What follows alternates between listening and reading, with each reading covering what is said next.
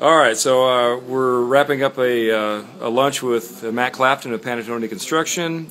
We were asking questions about the timing, and just wanted to get this over to you guys as well, because I know timing is a concern. Matt, having built a number of these concrete tilt-up buildings in the area and within the Tahoe Reno Industrial Center, how long on construction do you believe for a 450,000 square foot build-to-suit? Construction time frame for construction only time frame for building 450,000 square feet would be roughly 6 months. Could be anywhere from 5.5 to 6.5 months, depending on what the interior build out is. Okay, so that's full turnkey done. You give the keys, bathrooms are in, offices are in, everything. To just dry it up, to roof on, secure, doors on, heat in the warehouse, sprinklers in. No office. So they can get in and start fitting up. What is that time frame? That time frame would probably be closer to 4 months duration. So from start, when we put a shovel in the ground, within 4 months the building will be dried in. So it'll have a roof on. It'll be climate controlled and secured from the exterior. You're talking 4 months. Okay, from the time you have a permit, or can you jump the gun on a permit? Are you talking just grading? You can go get a grading permit. So 4 months from the time you're kicked off, whether that's building permit or just grading permit. Sounds to me like either or. Because frankly, Story County is provided that this building goes in Story County. If that's the desired location, Story County is very accommodating from a permitting standpoint. So they will break out permits from a grading standpoint, foundations, and then a building shell. So permitting, in my opinion, is a non-issue.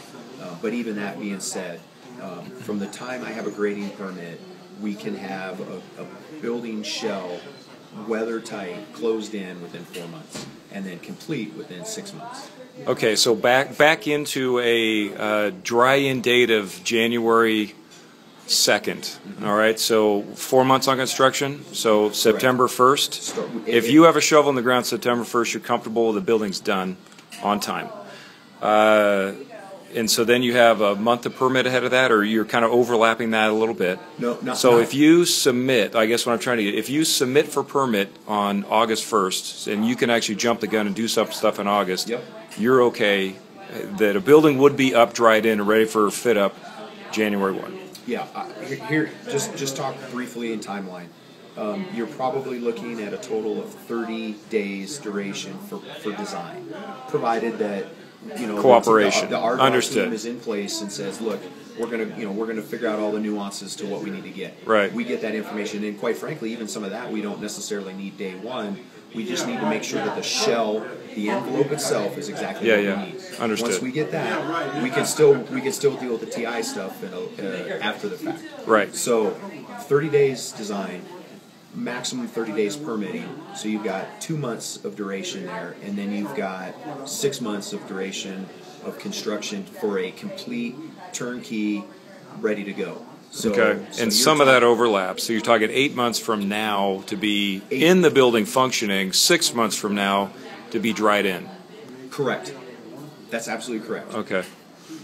And maybe some overlap that could squeeze some if needed. Yep. And you think that Story County would cooperate with you on that? Oh, absolutely.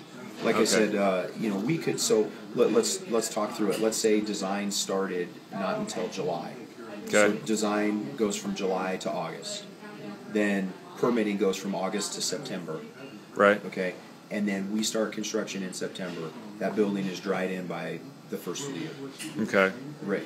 And then complete 2 months later in January, February, while the tenant's doing their. But if design happens from July 1 to July 31st, you are then in the ground August 1 while you're trying to get a permit. Correct.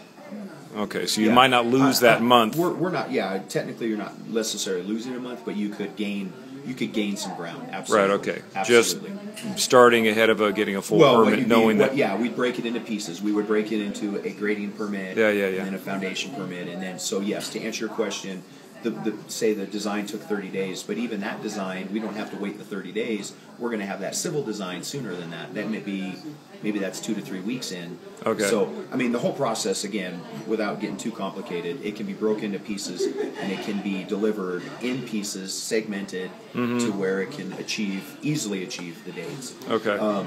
The other thing to keep in mind in northern Nevada is winter. We typically don't see any weather until usually after Thanksgiving, maybe the first week in December. We'll see a little bit of snow. Yeah. Usually is gone. But are you comfortable? Absolutely comfortable with it. We build, actually the best time to build concrete warehouses is in the wintertime, because we're less susceptible to moisture issues and dry, being in the desert.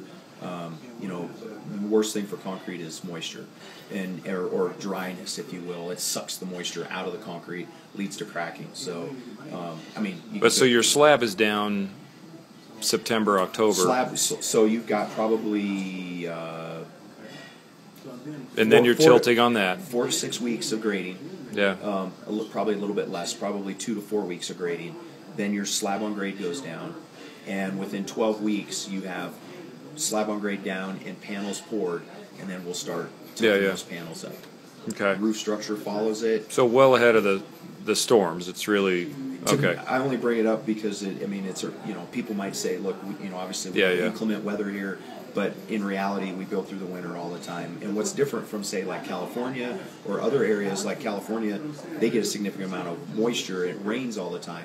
It's more difficult to work through the rain than it is through issues with snow, because the snow can just be cleared. Now you're just dealing with cold temperatures, so now you get into blanketing and accelerators and things that you use, that we use every day. You can deal with. But when it's raining, you can't pour concrete because it obviously destroys the finish of the concrete itself. So rain is more detrimental than the snow or the kind of weather that we have here in northern Nevada. Okay. Right on. Hey, thank you.